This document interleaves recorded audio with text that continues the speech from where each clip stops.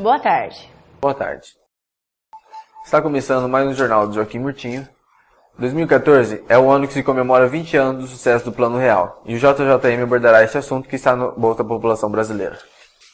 É com base nesse cenário que o JJM mostrará um pouco da história do Real brasileiro.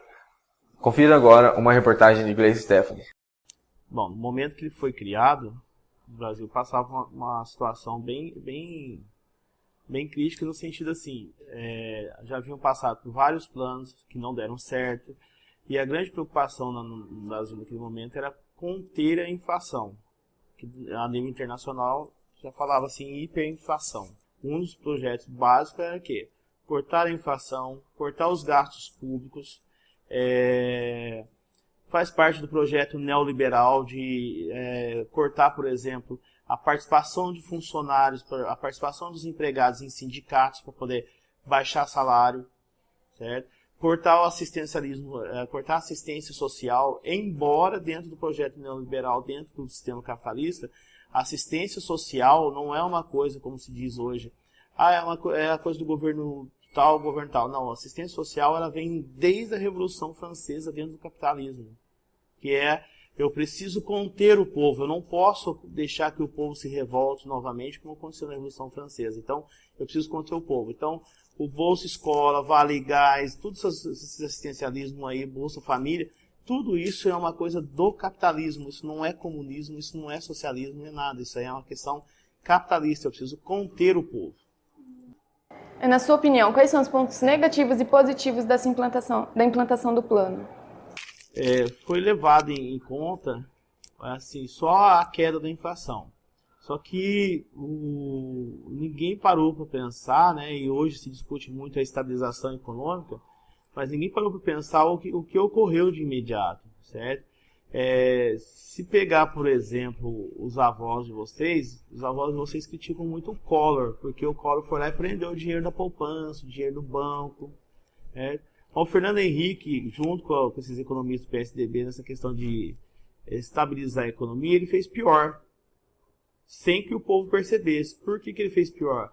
Foi quando criaram a URV, ficaram por 4 meses, certo? Trabalhando em cima da URV. E esses 4 meses, ela com um valor meio imaginário, o que se fazia?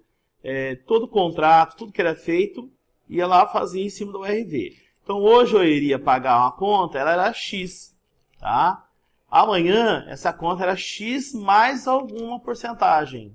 Um outro ponto negativo foi que algumas pessoas que acreditaram muito que a economia estava estabilizada foram correndo para as lojas comprar. Não, agora eu posso comprar, não tem juro, vai ficar aí em longas prestações.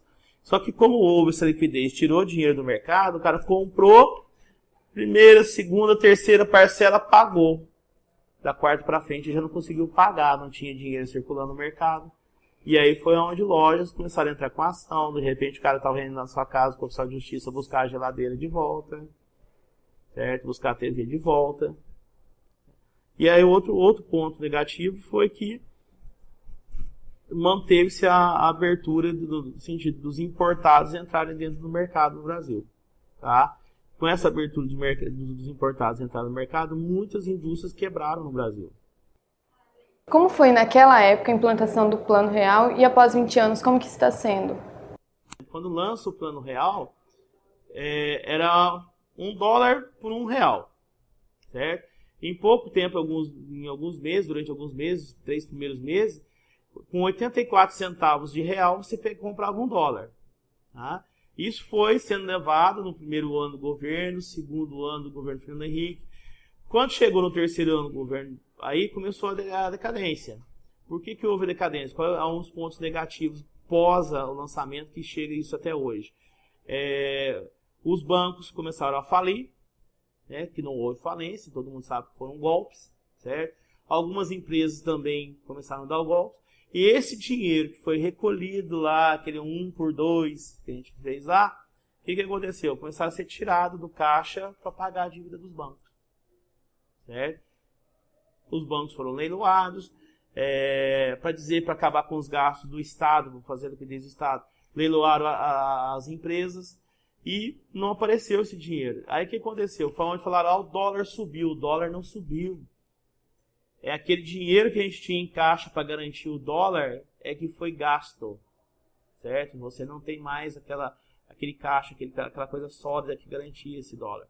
Agora hoje, as pessoas já aprenderam a conviver, a se planejar um pouco, mas mesmo assim vocês podem observar que volta e meia continuam as pessoas aparecendo aí com as taxas, por exemplo, que as pessoas não conseguem pagar suas contas em dias, vivem de empréstimos, os bancos aproveitam para fazer os tal, principalmente os funcionários públicos, dos empréstimos consignados, que é uma maneira de já estar sugando você já está. O dinheiro que você vai ganhar daqui a 5 anos, você já está passando metade dele para o banco hoje. Na sua opinião, o real foi melhor que a antiga moeda ou não, para a família brasileira? Nós vivemos de consumismo, né? Como diz o caso. As pessoas vivem, o mais importante para ela é o consumo, é o celular, é isso, aquilo, do que a outra pessoa que está do lado, é o bem-estar, é o bem-viver dela. Como foi dado continuidade naquilo que foi feito pelo Fernando Henrique, uma das coisas que aconteceu legal ultimamente é que ninguém mudou o governo. Antes entrava um governo, fazia um plano, vinha o outro, mudava tudo. Como houve continuidade, então, na continuidade, aí hoje você vê resultados, através de outras políticas juntas, resultados assim, a população mais pobre tem fácil acesso ao compra da sua casa, certo? Muitas coisas facilitou o acesso da população como geral, escola, o acesso a ter talvez o seu automóvel, tudo isso facilitou. O consumo de produtos em geral, isso facilitou a vida sim da população. Obrigada, professor Isadir. Agora voltamos aos estúdios. No dia 28 de fevereiro de 2014, comemora-se 20 anos da publicação da medida provisória número 434, que introduziu a URV.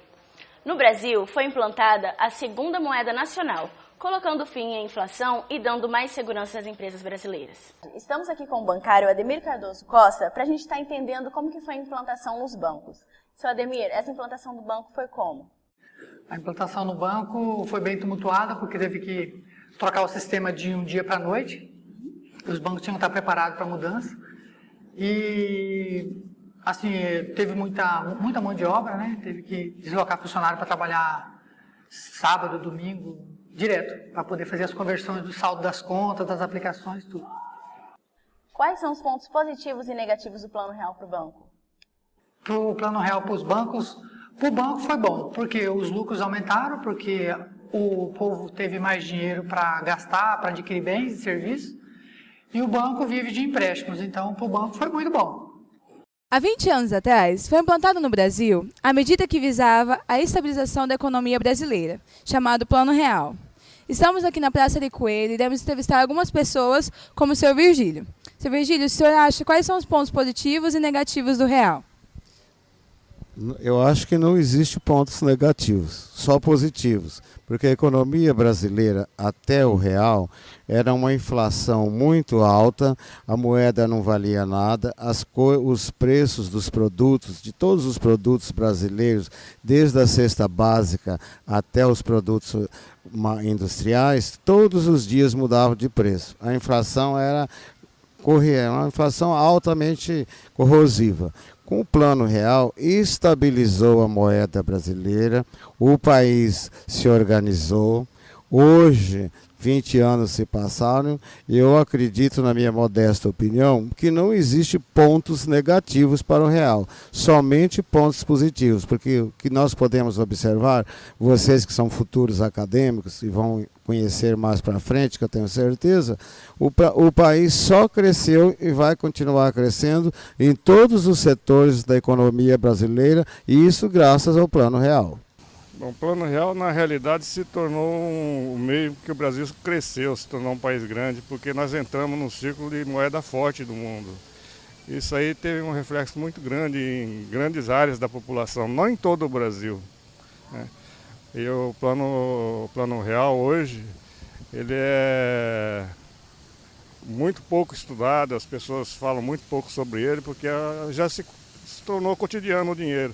Mas a história lembra a gente que antes do Plano Real, para que ele surgisse, teve que ter o Plano Collor antes. E acabou com uma inflação de quase 100% ao mês. E o Plano Collor abriu o Brasil para o mercado exterior, abriu o Brasil para as moedas, abriu o Brasil para o mundo. Foi o grande presidente que o Brasil teve e a juventude não sabe disso. E na opinião do senhor, como era o poder de compra antes e como se tornou agora, após o Plano Real?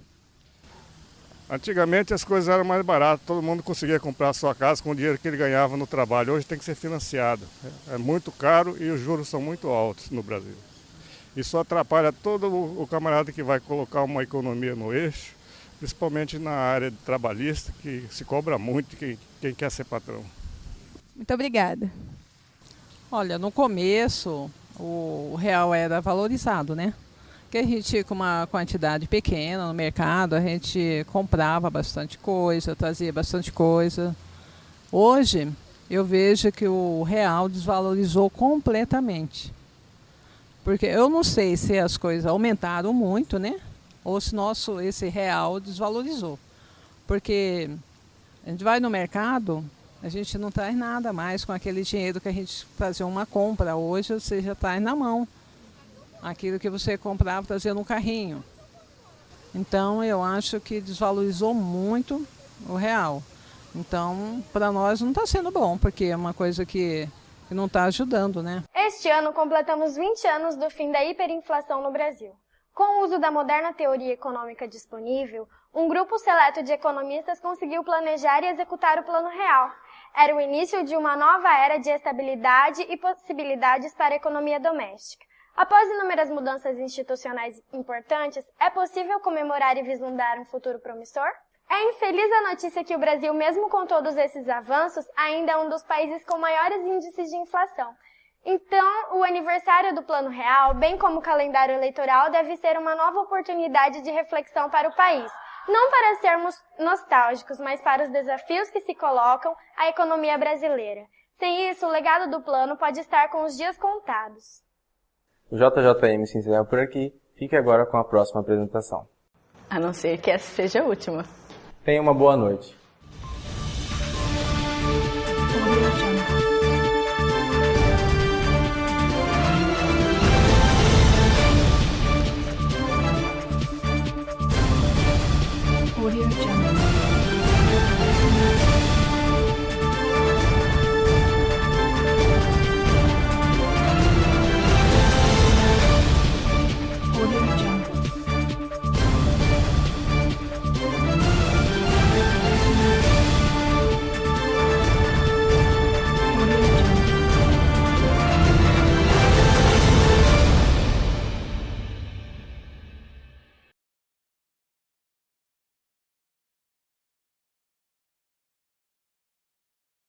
Chega, né?